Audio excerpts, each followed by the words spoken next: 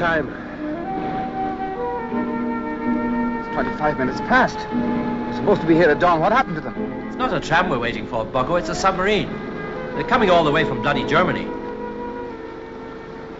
You can't expect them to keep to a schedule like an O'Connell Street omnibus.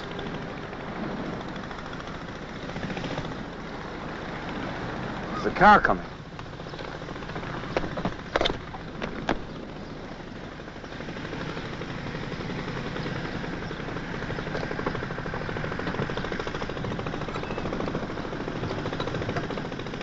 That's not a car, it's motorbikes.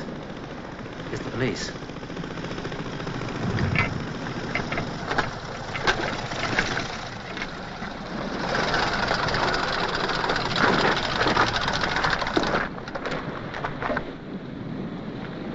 What about it, sir? Just having a look at the axle, sir. Me and my pals are on our way back to Tralee. This off-wheel here feels as if it's buckled. Your pal, sir? Oh, they just stepped off the road for a moment. They felt the need to... May I know your name, sir? Yall. Matt Yall. From Tralee, you say? Hello up there. How's it going, Matt? Good morning. Good morning, Sergeant. Are the lads who were trying to... Are you the gentleman with Mr. Yall? Yes, that's right, sir. Mr. Yall was worried about the axle. Aye, we hit an awful bump back there, and he thought it might be bent. Doesn't look bent to me. No, it doesn't. But it certainly feels it when you're driving.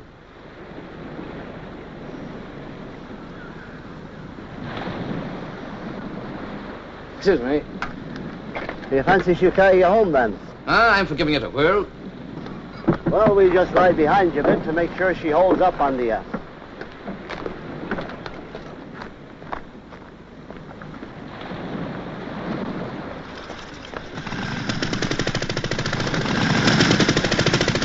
What are we going to do, John? Move out, man, move out. You want that bleeding submarine coming up out of the water in front of those two. Well, are we going to leave them then? We shake off the police and come back. Now, come on. Get up.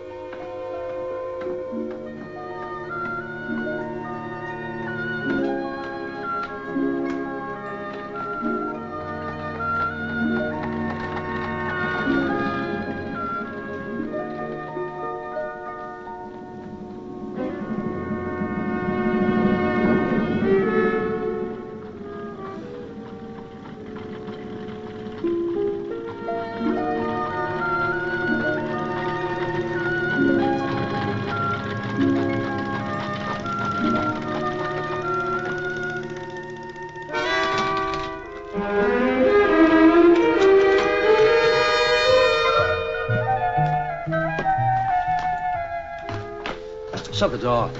The knife of a morning going past us out there. Well, where are they? Shut it. They're not with us. Oh, let's have a drink for the love of heaven. What happened? Bloody police. That's what happened. But what about the submarine? We couldn't wait. We thought they'd turn off after a bit and we could go back. The bleeders wouldn't let loose. They followed us all the way back here, right to the door. Well, if they're anyway on time, they're out there now. Rowing through the surf. I'm wondering why there's no one to meet them.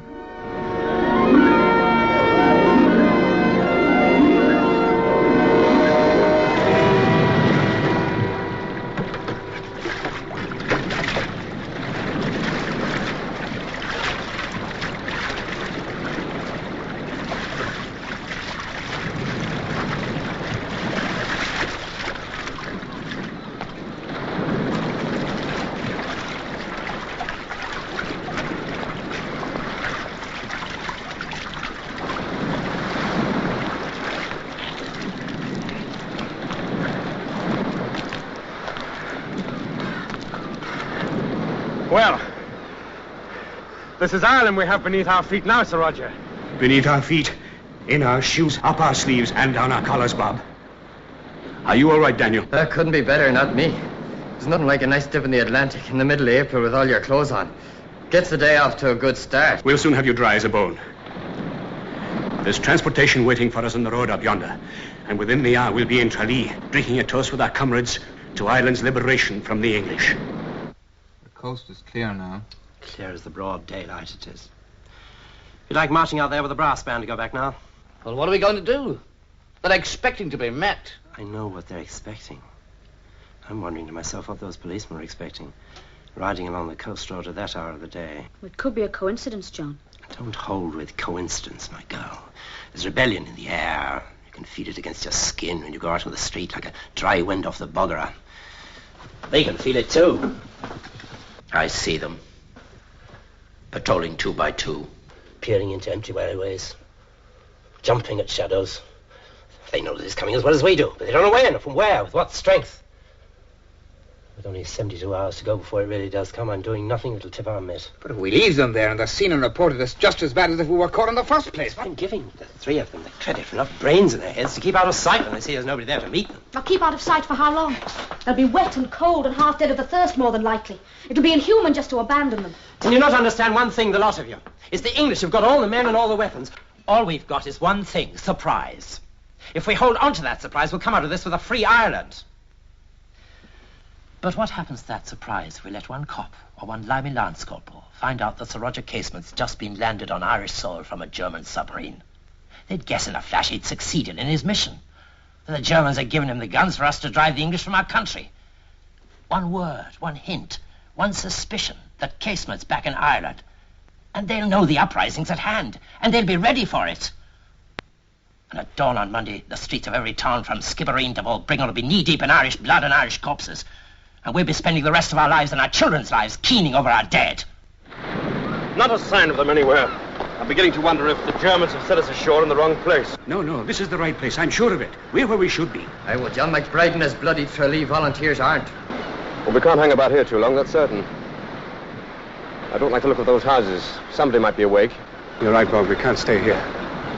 Well, since no one's come to meet us, we'll have to make our way into Tralee to meet them.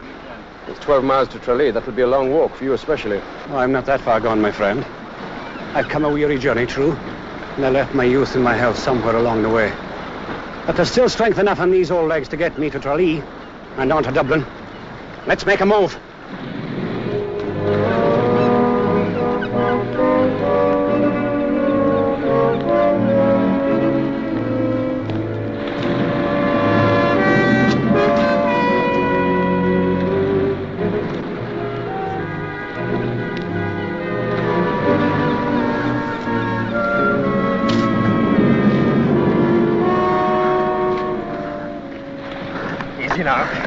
Easy. I didn't think you'd be up to a march. No, it's nothing. Just a touch of giddiness, that's all. 12 days in that wretched U-boat. Not sleeping, unable to eat. One swallow of brandy would set me on my feet. No, you'll not make it to Tralee under your own steam. And you're a largest article to carry between 2 of us. No, there's nothing for it. One of us will have to go in and commandeer a cart. We'll find somewhere to tuck you in until I get back. Here, let's have a look at that place up there.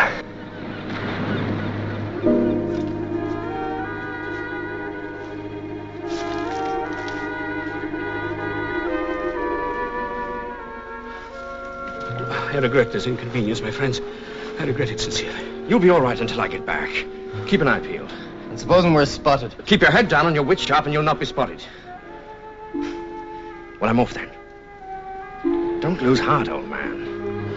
We've come too far and tried too hard and done too much for a little weakness to put us off. God bless you, Bob.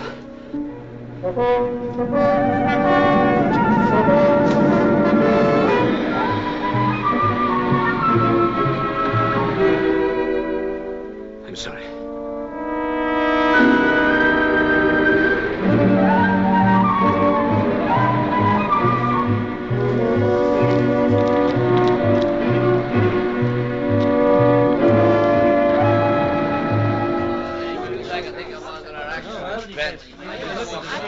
Pay attention, everybody. Will you listen to me? I expect you've all heard by now that we missed connections with our illustrious visitors. We don't know whether they're here, whether they're not. What's it mean if they didn't get here, John? It means the bloody English more likely sank the submarine they were on. We've no reason for supposing that anything has happened to the guns or to Casement and the other two. Just now we don't know. And until we do know, we'll go on believing that those guns are on their way and are due to arrive in the mouth of the Shannon sometime between midnight tonight and dawn on Saturday. Now, Johnny Wicklow, have you the lorries? Are they ready to go? Right where they're meant to be, at my farm. Concealed under piles of straw. My daughter's there now, having a look at them. And Jim Burke and myself will be on our way there as soon as this meeting's over. And you'll bide your time there till Matt and Tom and I arrive sometime after midnight, when we'll set out to get the guns and the ammunition. Now, let's think about Sunday midnight and the hours to follow. Let's say it's 1:30 on Monday morning. Matt. Tom Gorman and myself have gone to work in the shunting yard at 11 o'clock, and we're putting together the 7:07 express to Dublin. We're just leaving the farm with the lorries. My brother and me are out cutting the telegraph wires between Tralee and the relay station. And I'm on my way to the railway station with our 3 friends who are due this morning. Now, we drive the lorries into the station yard, through the goods entrance. Load the guns on. Right. Matt's got the steam up. You put Casement and the other two aboard, and Davis and McKenna help to the footplate. And off we go to Dublin. Is there any questions anyone has? Not as far as I'm concerned. no questions. It's clear to me. Oh, just one. And that is? What do you do if the guns don't get here? Oh, for heaven's sake, woman, why wouldn't they get here? Sir Roger Casement has spent 2 years of his life in Germany, recruiting Irishmen in the prisoner of war camps. He'll bring a whole Irish brigade with him, as well as a shipload of guns and ammunition. I tell you, the English are in for such a drubbing, they'll never set foot on Irish soil again as long as there's a British Empire. I'll have to say it again because none of you men seem willing to answer the question. What you going to do if the guns don't get here? Then we'll make our rebellion with bricks and clubs and hobnail boots and the fearless Irish hearts that are beating inside of us. I haven't been good man. Nothing will keep us down now.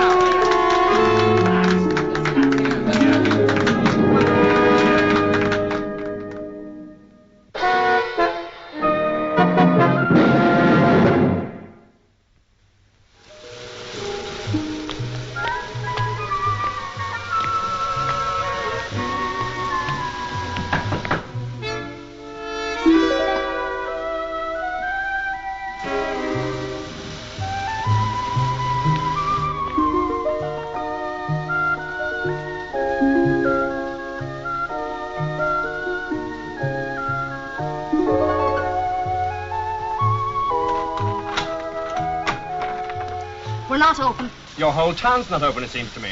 There's more going on at Glasnevin Cemetery in Dublin. Well, it's Good Friday. You ought to be on your knees thinking of your soul instead of rub-dub-dubbing on my door thinking of your thirst. What I'm thinking about, ma'am, is a little talk with John McBride, who it's said lives at this address. Would you be calling yourself something, mister? I would, ma'am. What my mother's been calling me these 32 years, Robert Monteith. Come in here quick, off the street.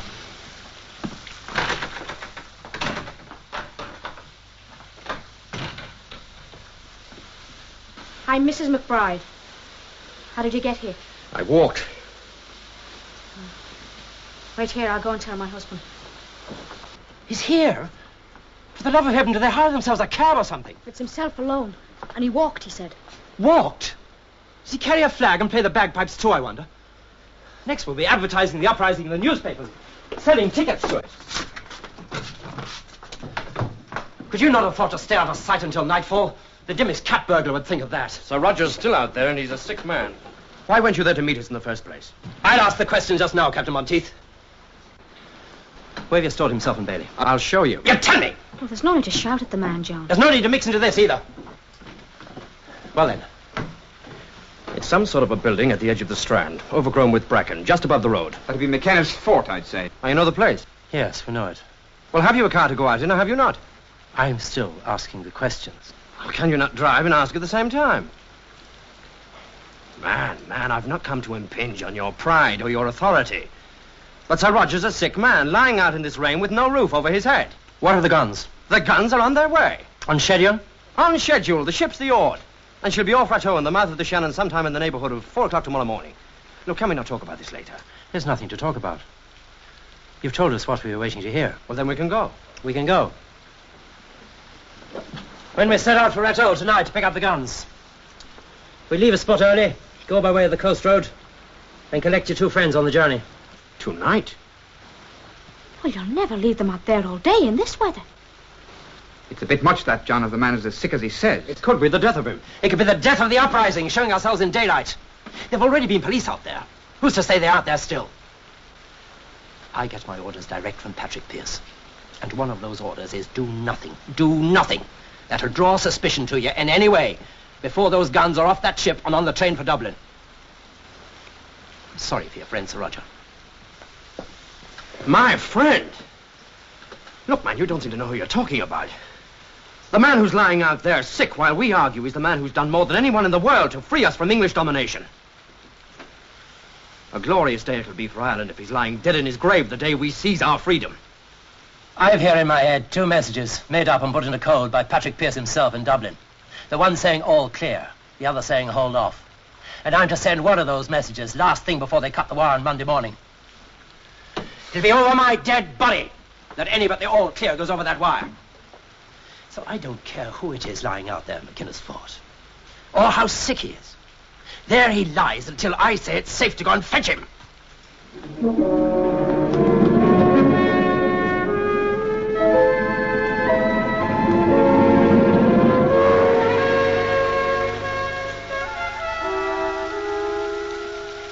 It's all come unstuck, the whole ruddy shebang. What did you say? I said... Now, look.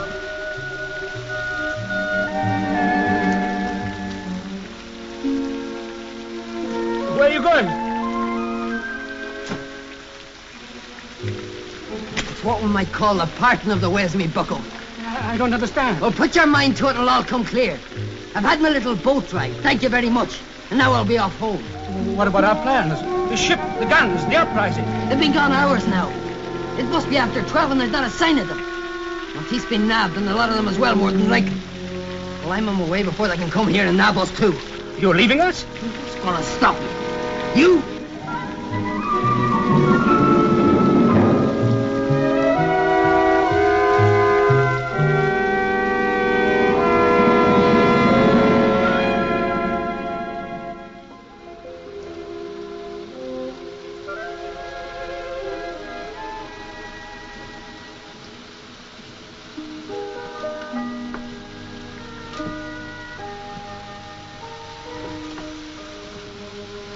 You're not afraid to have the death of that man on your conscience.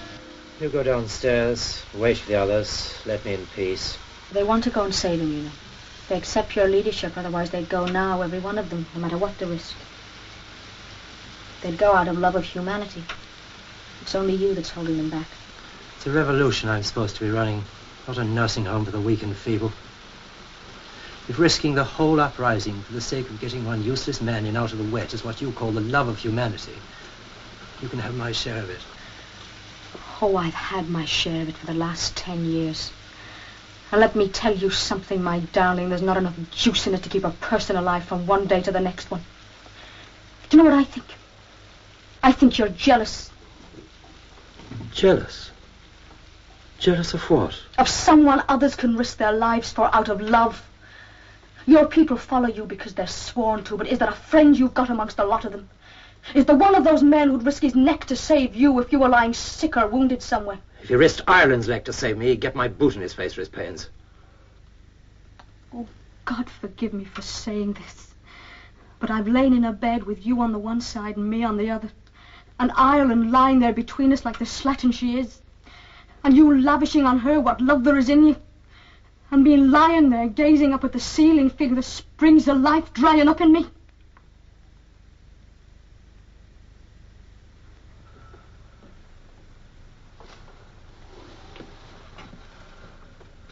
It's not raining.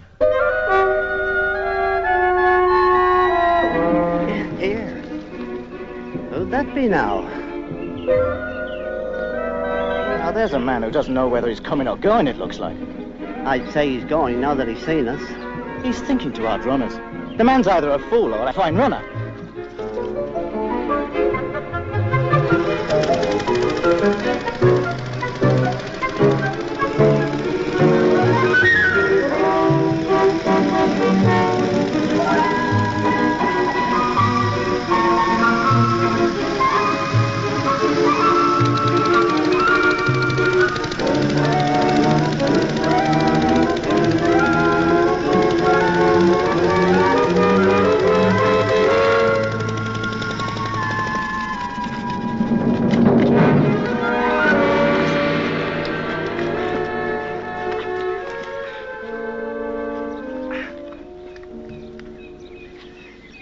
Now then, what's all this, sir?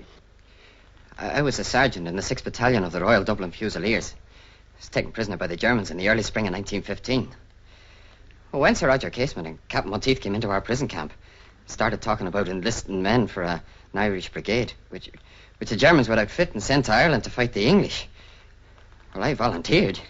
Seemed to me a proper way to get out of the prison camp and get a free passage home. And you're telling us now there's a ship on its way? A ship loaded with arms and ammunition for the IRA? A German freighter. She'll be disguised as a Norwegian merchantman. And she's expected in the mouth of the Shannon sometime between midnight tonight and dawn tomorrow. And these weapons are to be used against the Crown and its officials in Dublin and elsewhere in the south of Ireland? At dawn on Monday. Now look, would I be telling you all this if I was one of them? I'd not now, would I? I'll take me oath on any Bible you like to put in front of me. I only fell in with them to get out of that prison camp. I'm loyal to me king, and I fought for my country, I have. All I've a mind to do is get back home where I belong. Take him back to his cell. Right you are, Captain. Do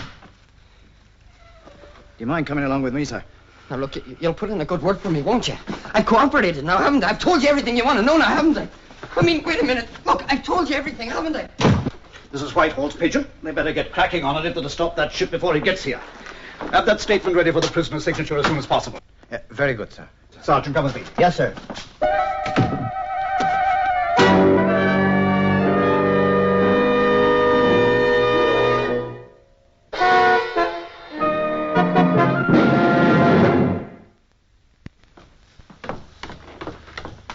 All right then, Captain Monteith.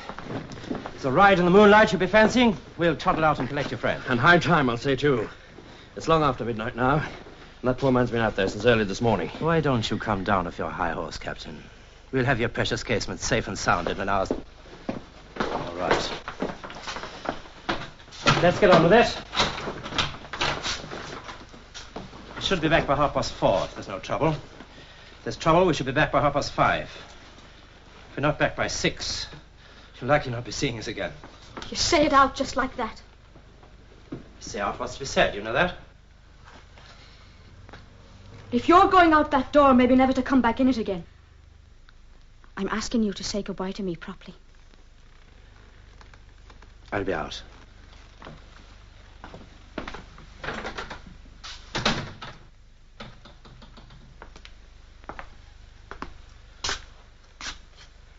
What do you want of me, then?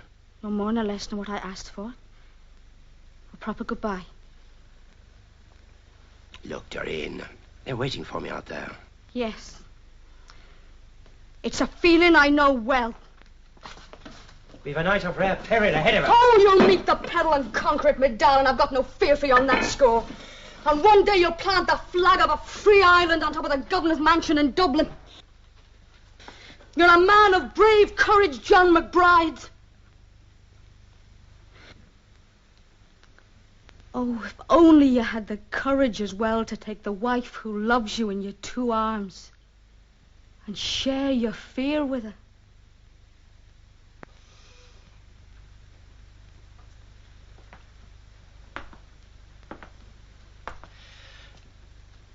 Look, Doreen, this is not... You're all right, Henry. Look, we'll miss our connection if we hold up too long. Right this moment. Goodbye. Wish us luck.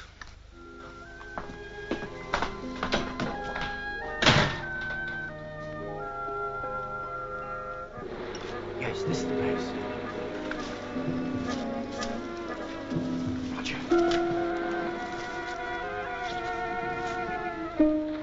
Are you sure this is the place? Of course I'm sure.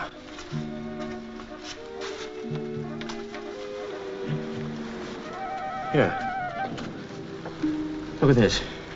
Dutch said he was too ill to walk. He was. Could the other have carried him? Not the length of his own shadow. But they're not here. We can't dawdle around looking for them either. There'll be a ship signaling to us any time in the next 3 hours. We'd best be there to receive that signal. Come on!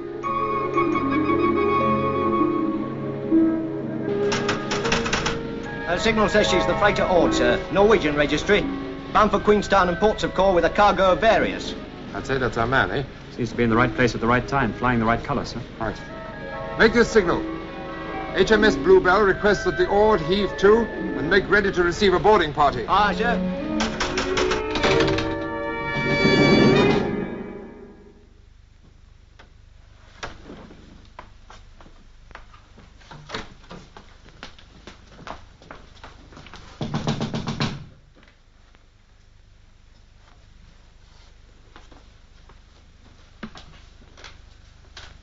Who is it? Mrs. McBride.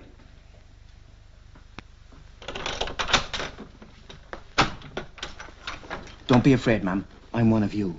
Look, ma'am, I'm here on an urgent matter. It's about Sir Roger Casement. Who are you? I'm Tim Glenville, ma'am. I'm a stenographer for the Tralee Constabulary. It's all right, ma'am. Don't be afraid. I'm one of you. Look, will you let me in off the street, for heaven's sake? You've no cause to fear me, ma'am, I assure you. There's your husband upstairs. I want to speak to him. You said it was about Sir Roger. Yes, ma'am. He's been taken. Taken? He's in the jail now under heavy guard and subject to intensive interrogation. Oh, Mother. Betrayed he's been, ma'am. Betrayed. Him and us and the whole uprising. It's everything they know now, ma'am, about the ship, about Monday, and about everything. They know about the ship? He told them everything. I heard Captain Sullivan himself putting in the telephone call to Dublin, telling them to get in touch with London and for the Royal Navy to send out a frigate to intercept the ship. And the police are already on the way to the coast to arrest whoever's there to meet the ship. So where's your husband, ma'am? I must speak to him. But they've gone already. My husband and some of the others, they're on their way.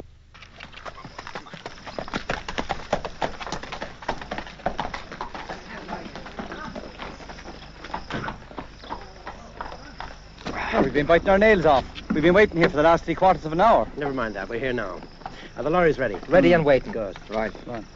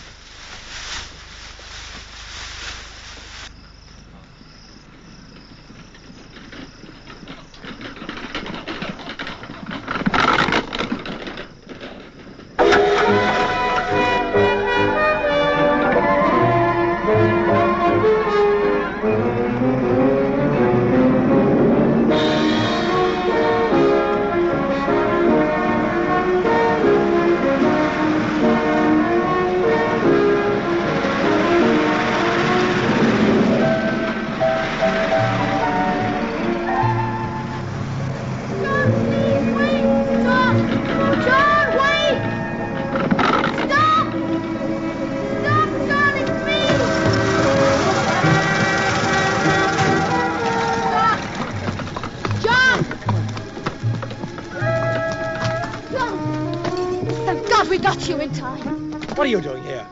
Who's this? Good evening, Mr. McBride. You know me, I think, don't you? Tim Glenville. Yes, I know you.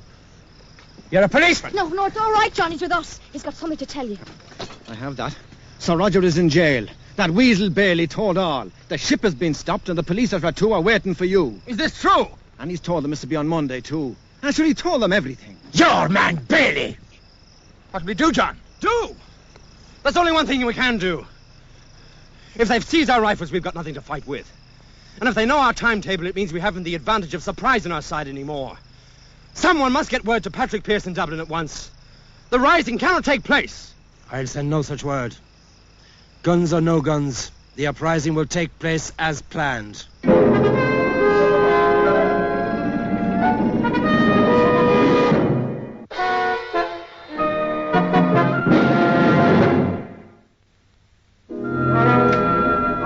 Pat Pearce must know there'll be no arms and no rising. You'll not hear it from me. But the whole plan's discovered, man. It'll be like walking into the flames of hell. There are those that say it's wrong to believe there's a heaven above and a hell below. The two are really side by side with a door between. You must go through one to get to the other. Look, will you talk sense, man? I'm thinking about the thousands ready to rise on Monday morning who'll be rising into the bullets and bayonets of the English. Had you been thinking then nobody would be hurt at all? Of course there'll be some hurt in any case. But there'll not be thousands killed needlessly the way it'll be now. And who is it says which are the needless and which are the needful? If a cause is worth one man dying for it, it's worth 1,000. It's been the work of years, the planning for this. In cottages and farmhouses, in mills and factories. In the narrow streets and on the bare plains, there's men and women, and children too, holding their breath through the long hours of Sunday, waiting for Monday to come, and the signal to stand up and strike a blow for freedom. Most of them have naught to strike that blow with but rocks and pitchforks and scythes, but they're waiting behind closed shutters for the word. But you have it called off now. Hardly 2 days of waiting left. We'll just say to them all, put away your pitchforks, my dears. We've changed our minds. We'll not have a go at it after all. We'll wait for another day when it won't be so dangerous. I tell you, Captain, I tell all of you, be done now, it'll not be done at all.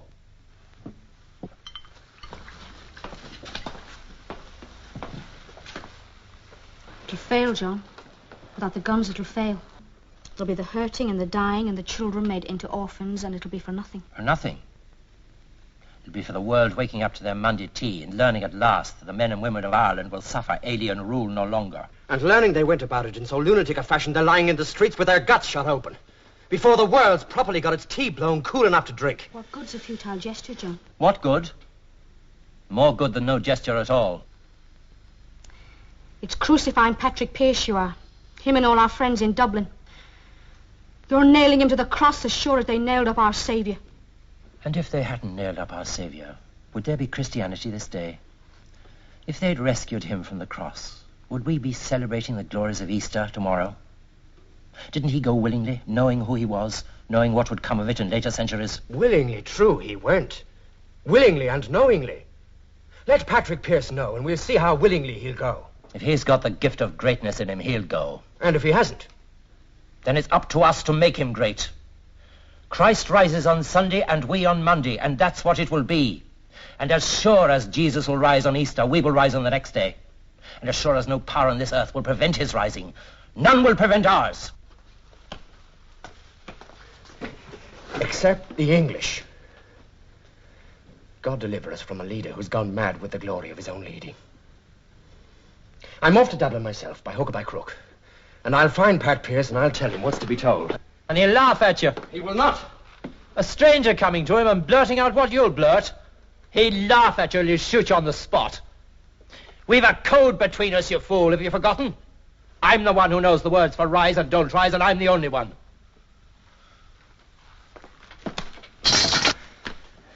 No. There'll be two of us now. Out of my way! I'm Dublin born and Dublin raised, and those are my friends you're sending out to die for your own pride.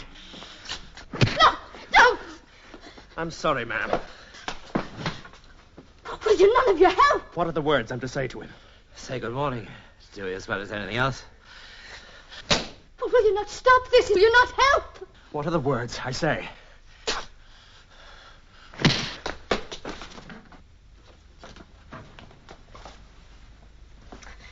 Will you kill him and then ask him a question? Let me talk to him at least, please. Please, let me talk to him alone.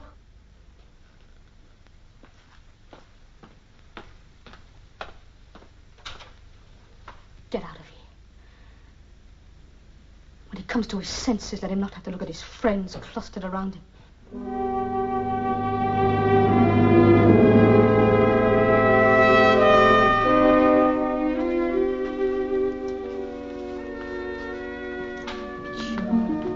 John, let go of it, my love. For this once, just let go of it. Let them win just this once. You'd let them beat you until they killed you rather than let them see you were hurt, wouldn't you? What's the sickness in you? Is it your manhood you're trying to prove? Is it your strength you've got to show that you'll send Patrick Pearse and all of them to their deaths rather than give in?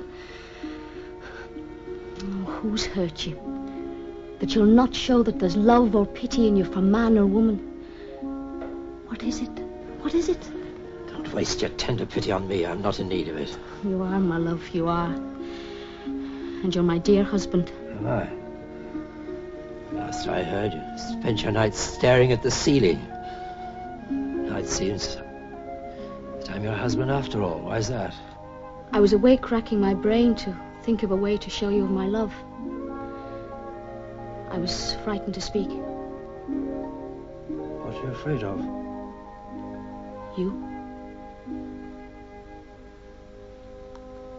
You're a hard man to talk to, John. Do you think talking might have helped us?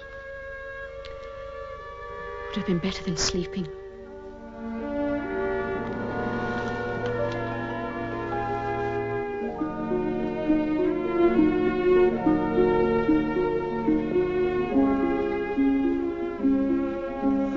Don't you think I was wakeful too more than once? That is the time I've heard you breathing close to my ear into the small hours.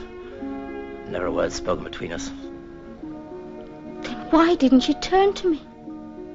Because I was afraid to look you in your eyes and see the accusation there. The accusation? Yes, the accusation, the scorn. Believing you as barren and as childless as the day you married me. Oh, John, no, you're wrong. You've seen it in their eyes, too. They were their fat, contented wives and litters of kids tumbling over one another. John, the only one who's accusing you is yourself. And you're harsher than your own worst enemy would be. Stop trying to prove yourself, my love. You've got no need to. Not to me, not to them. I love you. You're the biggest fool in Ireland if you can't see that. Look into my eyes. Do you see any accusation or scorn there? Do you see there anything more than a woman wanting her husband?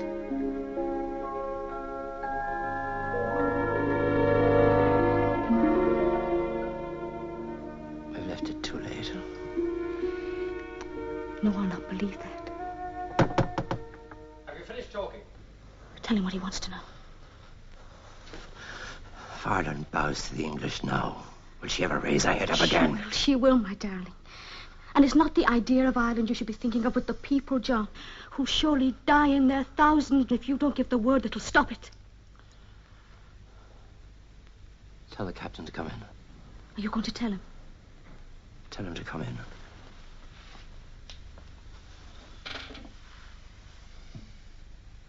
Captain Monteith, will you come in here for a word, please? With your commandant. Well?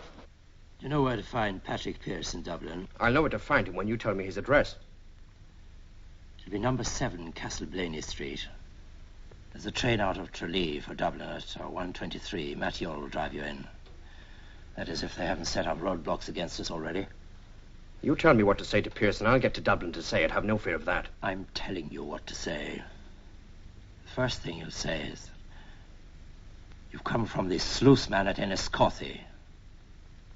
That's to show you're speaking in my name. Yes. Yes, go on.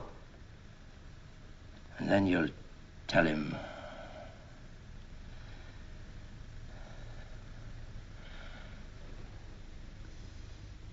And then you'll tell him this. There'll be stars tonight, but no moon in the sky. There'll be stars tonight, but no moon in the sky. Which means there'll be no rising. Number 7, Castleblaney Street. The sluice man at Enniscorthy says to say there'll be stars tonight, but no moon in the sky. Come along, you all.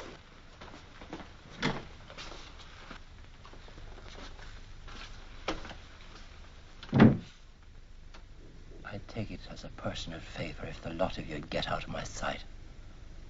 May God grant that I never set eyes on you again till I see them lowering your boxes into the ground.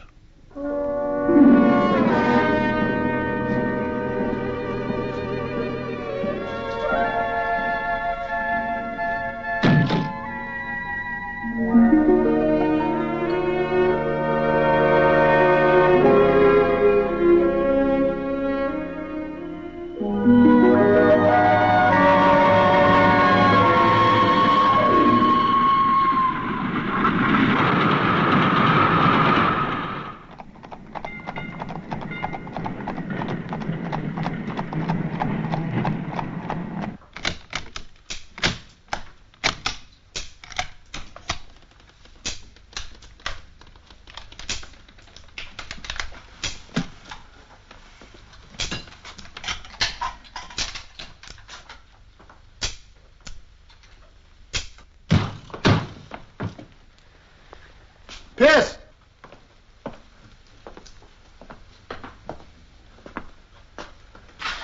Who is he, Sean? He says he's from... Are you Patrick Pearse? What do you want? I've come from the sluice man at Enniscorthy. The sluice man at Enniscorthy, eh? And tell me, how is my good friend Tim McCarthy? I've not heard of your good friend Tim McCarthy, but your good friend John McBride has a message he thinks might be of importance to you.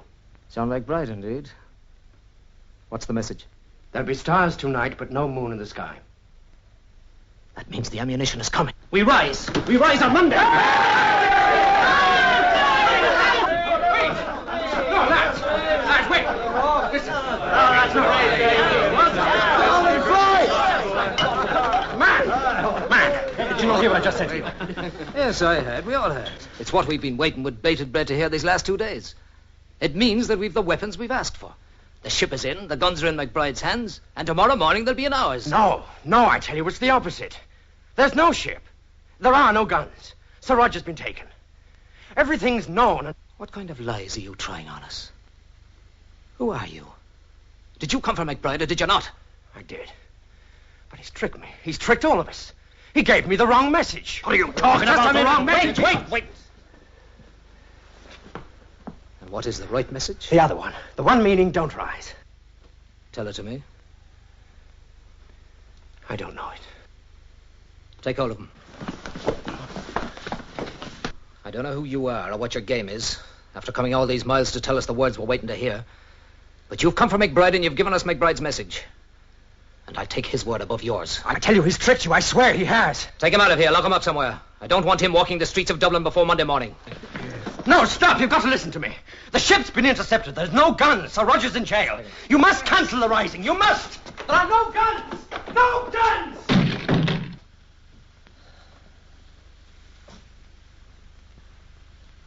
What is it we do then, Patrick? You all heard McBride's message. It says what it says, and what it says is good enough for me. We rise.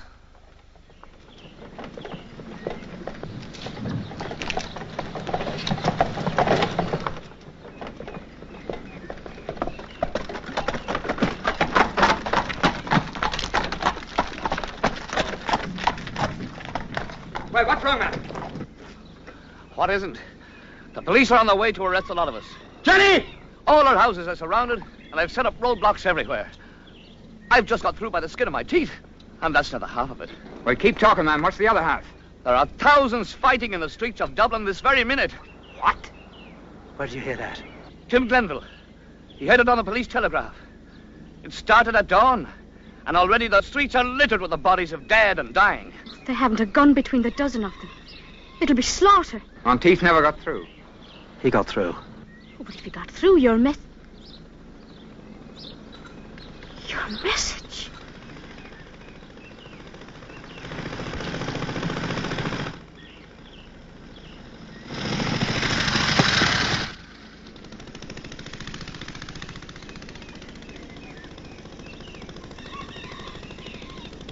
Is there anyone planning to join me in striking a blow for freedom? We're hours late as it is. Up in Dublin, they started at dawn. What have you done? You could have done what you said you'd do. You could have called off the rising. I tried to say the words. I swear I did. With you looking at me with so much love in your eyes. And me knowing what you wanted me to do. But I couldn't do it.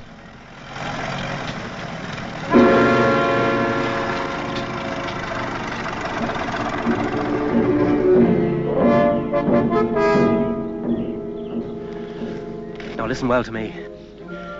Did you think one shipload of guns would make the difference? Or 5 shiploads or 10? They've enough strength to crush us even if we had 100 shiploads.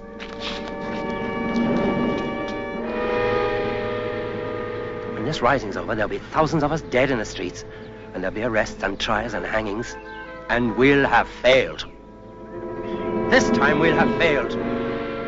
John McBride, and the rest of you, you're being placed under arrest for illegally conspiring to bring arms into this country under the Defence of the Realm Act. If we make a start this time, one day we'll succeed, and our children and grandchildren will live in a free Ireland. But by all that's good and all that's holy, unless we make that start this time, we'll never succeed. This is the last thing I say to you. To give me great happiness to die in the company of my friends.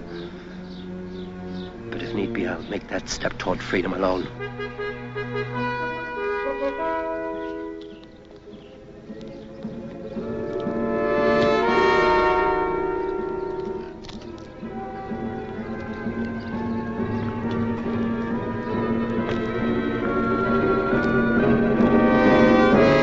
Put down that implement, man.